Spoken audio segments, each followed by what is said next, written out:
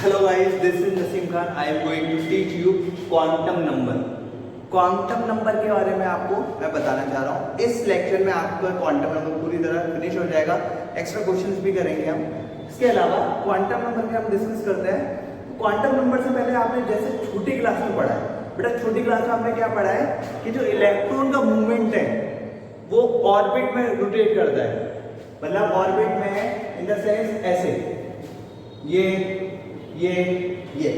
आपने छोटी क्लास में पढ़ा है कि इलेक्ट्रॉन ऐसे रोटेट करता रहता है, ऐसे रोटेट कर रहा है ऑर्बिट में, ठीक है। और नील बोर ने भी और रदरफोर्ड ने भी यही बताया था। बट ये क्या हुआ बेटा, ये है सब गलत। ये सब क्या गलत है, ये इसके बाद जो डिस्कवरी आई है वो आई है वेव मोशन पे, यानी कि जो आपका इलेक्ट्रॉन है वो वेव मोशन में मूव करता है, जो कि डी ब्रॉगली के थ्रू हमें पता चला है। तो डी ब्रॉगली के थ्रू हमें पता चला है, तो उस इक्वेशन को हम बोलते हैं wave mechanical model of atom. Wave mechanical model of atom इसको बोलते हैं। तो यहां पर हम जो बात आती है वो आती है wave mechanical model, wave mechanical model of atom, जिसको हम दूसरे नाम से भी जानते हैं, that is called quantum mechanical model of atom.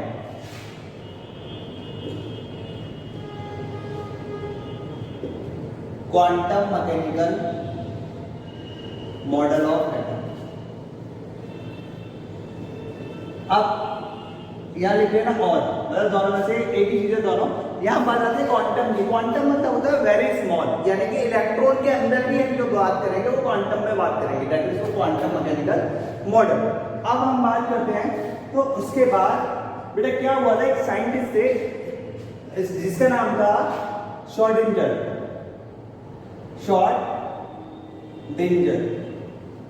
Schrodinger scientist थे जिन्होंने एक इक्वेशन बनाई जिसे हम वेव इक्वेशन के नाम से जानते हैं, और उस इक्वेशन की मदद से इलेक्ट्रॉन को फाइंड आउट करने की हमें पता चला कि हम कैसे फाइंड आउट कर सकते हैं electron with the help of wave equation. तो this wave equation is derivative of double differentiation. Okay, यहां पर क्या हो रहा है, डिफरेंशिएशन हो रहा है, डबल डिफरेंशिएशन। ये साइन, ये आपका साइन दे रखा है जो कि सिंबल है, और जो कि आपको ज्यादा डिटेल में इसमें ज्यादा नहीं है। इक्वेशन को आपको बता देता हूं कि ये जो इक्वेशन है ये एक इक्वेशन है जिससे हम फाइंड आउट करते हैं इलेक्ट्रॉन की प्रोबेबिलिटी, यानी कि फाइंड आउट द इलेक्ट्रॉन के पाने की प्रोबेबिलिटी। एक ये आपका दे रखा है pi square m square upon h, और यहां पर हो जाएगा e v sine equal to 0। This is the wave equation. अब ये आपको वेव इक्वेशन गिवन दे रखा है, वेव इक्वेशन से फाइंड आउट करते हैं हम इलेक्ट्रॉन को फाइंड आउट, यानी कि इलेक्ट्रॉन को पाने की प्रोबेबिलिटी ज्यादा बढ़ जाती है। ओके, तो ये एक सॉल्यूशन मिल गया, बहुत अल्टीमेट सॉल्यूशन मिल गया। The solution to find out the electron probability maximum, यानी कि इलेक्ट्रॉन को पाने की जो प्रोबेबिलिटी है वो मैक्सिमम मिल जाती है इसकी मदद से। अब इसके बाद जो आते हैं terms, that is called variable. यहां पर जो टर्म्स आते हैं स्क्वाड्रेटिक इक्वेशन के थ्रू, जो टर्म्स आते हैं, कुछ टर्म्स आते हैं जिसे हम वेरिएबल्स भी बोल सकते हैं, और this variable is called quantum number. इसको हम क्वांटम नंबर बोलते हैं।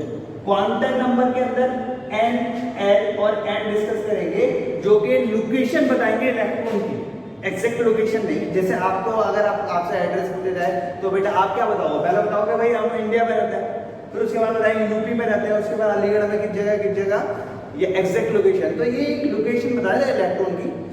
ओके,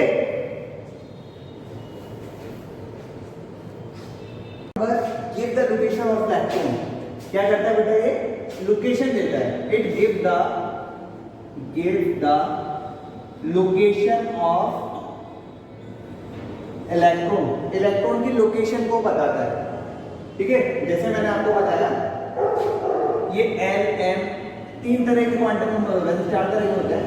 अब जैसे आपसे पूछा जाएगा बेटा आप कहाँ रहते हो, तो आप एड्रेस बताएंगे उस केस में, तो एड्रेस बताएंगे, जैसे ये हो गया आपका, मान लीजिए आपसे कहा कि आप रहते तो आप बताइए इंडिया में रहते हैं भाई, फिर बताइए यूपी में रहते हैं, फिर अलीगढ़ में रहते हैं, अलीगढ़ में किस लोकेलिटी में रहते हैं, ये आपका यहाँ से पता चलेगा। तो ये क्या बताता है, इलेक्ट्रॉन की लोकेशन बताते हैं क्वांटम नंबर।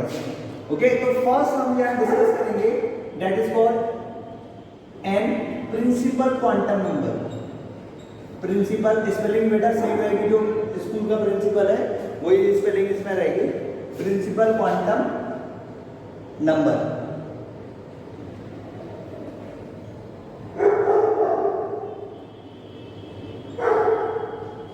जो कि स्मॉल एन से डिनोट करते हैं।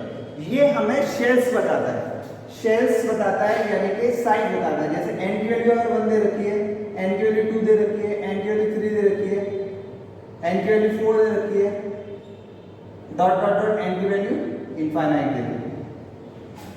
ओके, अब यहां पर हम बात करें तो जैसे आपने बचपन में पढ़ा होगा के, एल, एम, एन, ये सब शेल्स पढ़े थे, ठीक है। तो इसको हम क्या बोलते हैं बेटा, शेल्स। और जैसे जैसे नीचे आ रहे तो इंक्रीज कर रही है एनर्जी, क्या हो रही है, इंक्रीज। तो एनर्जी लेवल क्या हो रहा है, increase. Number of shells also increase, shells भी क्या कर रहे हैं, इंक्रीज कर रहे हैं जैसे जैसे हम नीचे जा रहे हैं, शेल्स इंक्रीज। ये आपका प्रिंसिपल क्वांटम नंबर देता है, और इसके अलावा ये आपका साइज भी देता है। It is given as a size of orbital. Orbital का साइज भी एक प्रिंसिपल क्वांटम नंबर देता है। उसके बाद आते हैं second, that is called azimuthal quantum number, जो कि एच से डिनोट करते हैं, azimuthal quantum number. Azimuthal quantum number में हमने देखा कि ये क्या देता है, हमें सब शेल देता है। जैसे प्रिंसिपल क्वांटम नंबर में क्या दे रहा था हमको, शेल्स दे रहा था, यहाँ सब शेल्स आएंगे।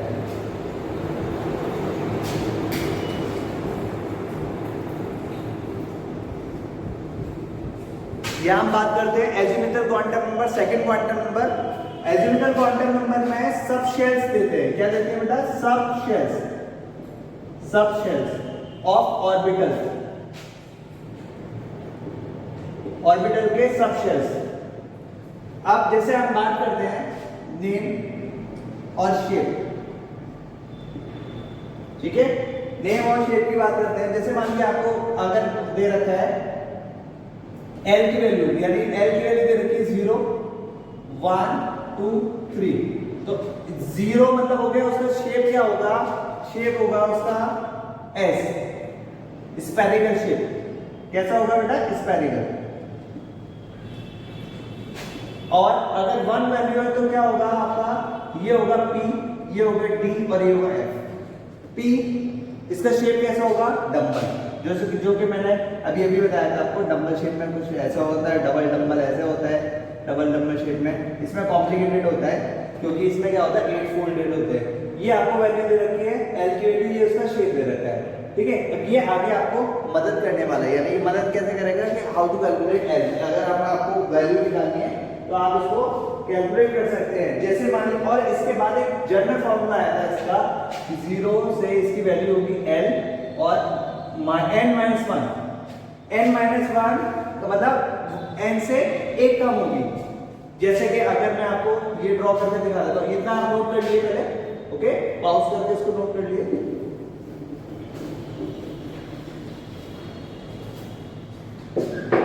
अब जैसे मान लीजिए n की वैल्यू दे रखी है आपको, n की वैल्यू दे रखी है 0, 1, 2, 3 डॉट डॉट डॉट, आप n की वैल्यू लिख लिए। इसी तरह आप l की वैल्यू जो होगी वो क्या होगी, तो अगर हम यहां पुट करेंगे l की वैल्यू, यहां आपको फाइंड आउट करनी है, n की वैल्यू पुट करनी है तो 1 कम होगी, यानी कि कितना आ जाएगा 0, यहाँ कितना आ जाएगा 1 और 2, दो वैल्यू होगी, यहाँ पर क्या आ जाएगा बेटा 0 और 1 होगी, दो वैल्यू होगी। यहाँ क्या होगा 0, 1, 2, और यहाँ क्या होगा 0, 1, 2 एंड 3। ओके, तो ये इसमें वैल्यूज हो गई, ये n की वैल्यू हो गई और ये l की वैल्यू हो गई। इसके बाद हम बात करें तो ये जो होगा, ये होगा आपका s में,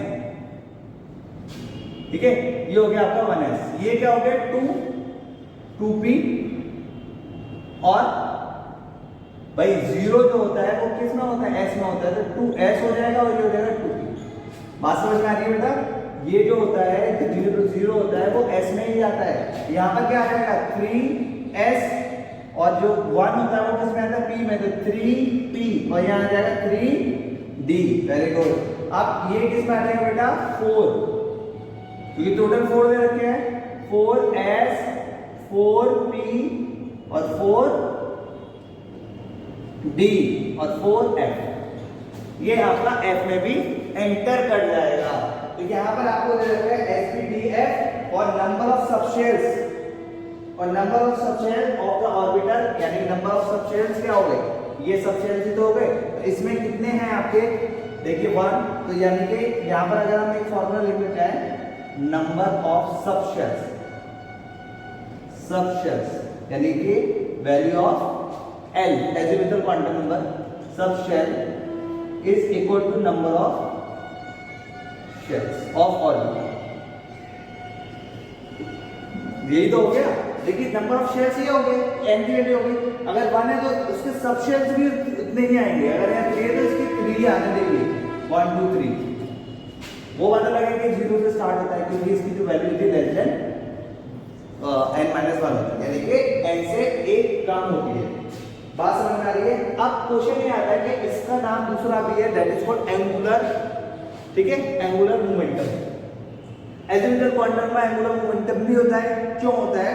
अब उससे रिलेटेड भी क्वेश्चन आ जाता है कभी-कभी। तो बेटा मैं आपको क्या बता रहा था, ये बता रहा था angular momentum, azimuthal quantum number, orbital angular momentum भी होता है। क्यों होता है? इस केस में हम क्या करेंगे, मतलब कैसे पता करेंगे, तो उसके लिए एक जनरल फॉर्मूला होता है h2π l l+1। एक जनरल फॉर्मूला है कि अंडर रूट में डालेंगे इसको, l l+ क्या होगा इसको, ये जनरल फॉर्मूला है, ठीक है। अब क्वेश्चन कैसे आता है ये देखिए, आप किस टाइप का क्वेश्चन आएगा। अब मान लीजिए क्वेश्चन आपको दे दिया, find out the angular momentum, find out the angular momentum of electron. क्या दे दिया? Find out the angular momentum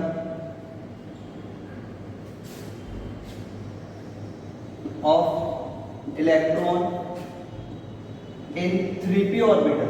अगर 3p ऑर्बिटल दे रखा है, 3p ऑर्बिटल दे रखा है, तो उसमें एंगुलर मोमेंटम क्या होगा? 3p ऑर्बिटल या सबशेल भी बोल सकते हैं इसको, सबशेल दे रखा है तो ऑर्बिटल क्या होगा? तो जैसे कि आप जानते हैं 3p मतलब हो गया n की वैल्यू, भाई ये हो गया n की वैल्यू 3 हो गया। यहां पर लिखिए l, तो l की वैल्यू कितनी हो जाएगी बताइए? 0 1 2, ये तो हो जाएगी 0 1 2, क्योंकि इसके लिए एक मैंने अभी फॉर्मूला बताया था, 0 से ये होती है लेस देन और n-1 से होती है, तो n-1 ये आ जाएगा। इसको आप एक एक करके कैलकुलेट कर सकते हैं, ठीक है, ये हो गया। अब इसमें हमें जो पूछा है वो क्या पूछा है? Angular momentum. एंगुलर मोमेंटम यानी n की वैल्यू इसमें आपको पुट करनी चाहिए। इसमें होता है कि l की वैल्यू इसमें आप रख दी है। अब इसके अंदर जो वैल्यू आती है n के अंदर, वो कौन कौन सी वैल्यू आती है? 0 1 2। अगर 0 पुट करेंगे तो क्या रहेगा? पूरा 0 आ जाएगा। 1 पुट करेंगे तो ये वैल्यू आ जाएगी, ठीक है। और इसके अलावा it is also can be written as, बस इतना ही इसको आप करके सॉल्व कर सकते हैं, वैल्यू कर सकते हैं। मान लीजिए एक क्वेश्चन और दे दिया आपको, अगर वो आपसे कह रहा है, देखो p का मतलब 1 होता है, ये याद रखिएगा, p का मतलब 1 होता है, ये l की वैल्यू है। और या फिर आपने एक ये भी टेबल पढ़ी होगी 0 1 2, तो यहाँ पर क्या था बेटा? sp, तो p की वैल्यू कितनी आएगी? 1, p की वैल्यू 1 इसमें पुट कर दिया, आपका आंसर मिल जाएगा। इसकी जगह अगर क्वेश्चन आपसे पूछ लिया जाए, find out the, question number second आ जाएगा, find out the angular momentum of s subshell. अगर आपसे s सबशेल पूछा जाएगा, उस केस में आप क्या करेंगे? ये देखिए,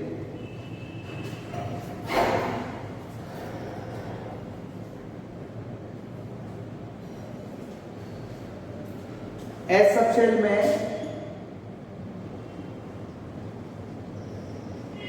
एस सबशेल के केस में क्या होगा ये देखिए आप बेटा। जैसे कि आपको अभी मैंने बताया कि यहाँ पर क्या होता है शेप का, मैंने बताया इस जो आपका होता है 0 1 2, तो ये जो होता है ये आपका S रिप्रेजेंट करता है, ये P रिप्रेजेंट करता है और ये D रिप्रेजेंट करता है। तो S मतलब हो गया 0, अगर यहाँ 0 पुट करेंगे तो L की वैल्यू आ जाएगी, है ना। ये क्या होती है आपकी L की वैल्यू होती है और ये होते हैं शेप। ये मैं आपको दिखा चुका हूँ, तो आप डायरेक्टली इसमें पुट कर देते हैं, एंगुलर मोमेंटम 0 आ जाएगा। अगर S आप पुट कर रहे हैं और S के 0 पुट कर रहे हैं तो ये पूरा एंगुलर मोमेंटम आपका आ जाएगा 0। ठीक है, अब आता है नेक्स्ट आपका आता है third one, that is called magnetic quantum number. क्या कहते हैं इसको बेटा? Magnetic quantum. Magnetic quantum, magnetic quantum number जैसे कि आप नाम से जान रहे हैं ये सब शेल का और या ऑर्बिटल का ओरिएंटेशन देता है। It gives the orientation of subcells, it gives the orientation of subcells. यानी कि अगर हम बात करें m l-1, ये जो वैल्यू होती है इसकी जो लाई करती है -1 से m l-1 -1 से +l। अब जैसे मान लिया आपको एक टेबल ड्रॉ करके आपको समझाने की कोशिश करता हूँ। m l तीनों क्वांटम नंबर दे दिए। अगर आपको 1 दे रखी वैल्यू तो इसमें क्या है 0 आ जाएगा, क्योंकि n-1 होती है इसके हम पढ़ाई। इसमें क्या होगा? इसमें 0 है। अगर ये 2 दे रखी है तो यहाँ पर आएगा 0 1 और यहाँ क्या आ जाएगा बेटा? यहाँ पर आ जाएगा -1। देखिए मैंने बताया l की वैल्यू -1 से +1 तक, 0 और +1 ऐसे आप लिख सकते हैं।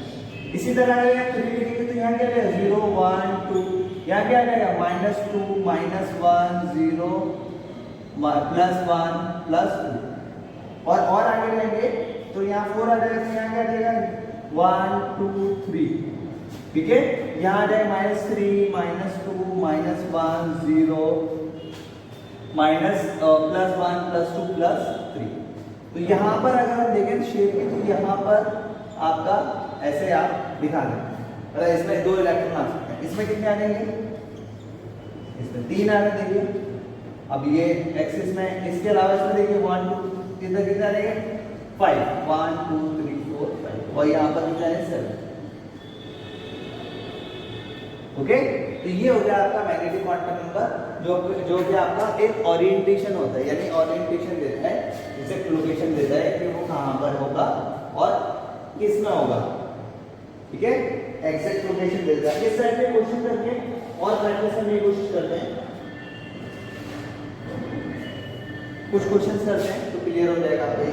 अच्छा एक चीज और, ये जो होता है कि आपका S हो गया, ये क्या हो जाएगा SP, ये क्या हो जाएगा SPD और ये क्या हो जाएगा SPD और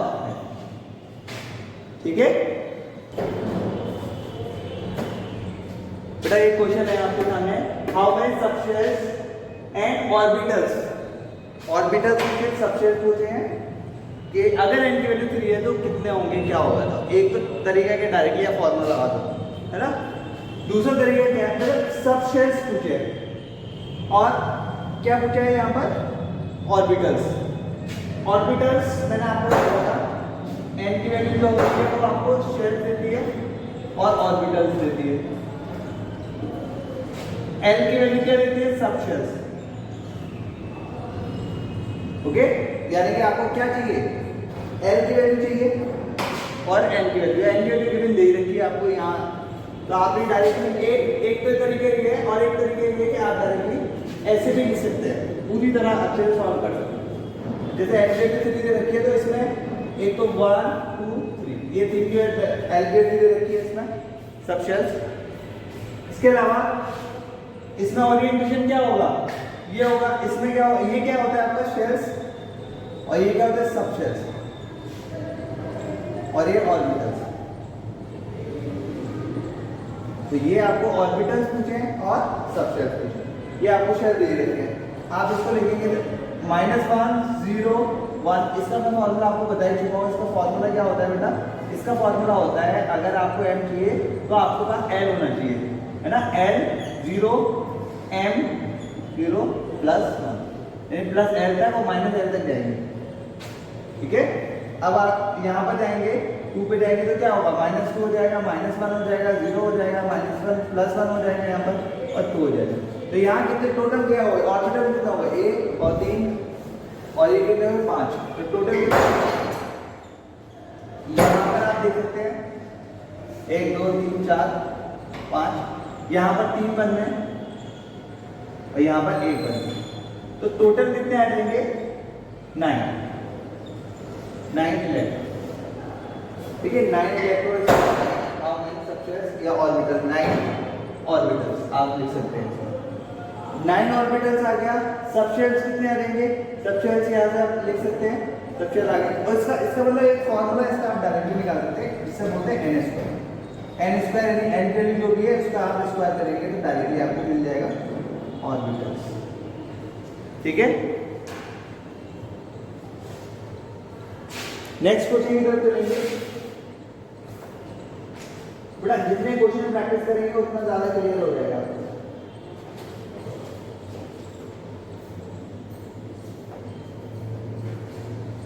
अगर एंटिटी दे रखी है, find the number of orbitals, find the number of orbitals if the n is 2। अगर आपसे ऑर्बिटल पूछा है और एंटिटी दे रखी है तो आप कैसे करेंगे, फाइंड द ऑर्बिटल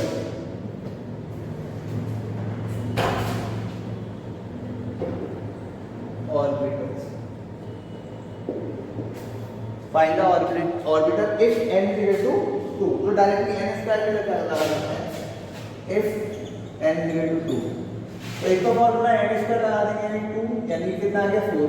दूसरा तरीका है n l m, ऐसे आप लोग करें, n के वैल्यू दे रखिए, l कितना होगा 0 और 1 होगा, ठीक है। इसकी जगह आप 0 लिखेंगे, इसकी जगह क्या लिखेंगे -1 0 और 1, तो टोटल कितने हो गए 4। तो यहाँ क्या लेंगे 4 और डायरेक्टली आप यहाँ से भी इसको 4 और, ठीक है। अब लास्ट क्वांटम नंबर है that is for spin quantum number, spin quantum number.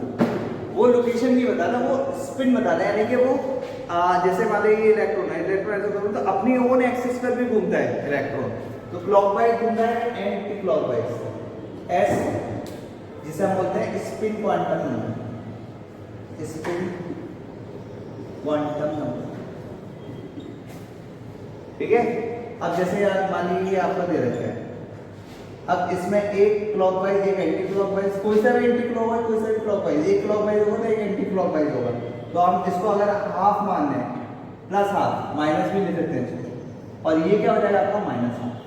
तो ये होता है इसकी एक्सिस, यानी कि इलेक्ट्रॉन अपनी एक्सिस पे रोटेट कर रहा है, स्पिन क्वांटम नंबर, ठीक है, rotate its own axis, the electron rotates its own axis either clockwise and anti clockwise. इसमें तो कोई सा भी क्लॉकवाइज हो सकता है, कोई सा भी एंटी क्लॉकवाइज, एक क्लॉकवाइज होगा तो दूसरा एंटी क्लॉकवाइज होगा, तो this is called spin quantum number. तो 4 तरह के हमने क्वांटम नंबर पढ़े और कुछ क्वेश्चंस भी किए थे, ओके।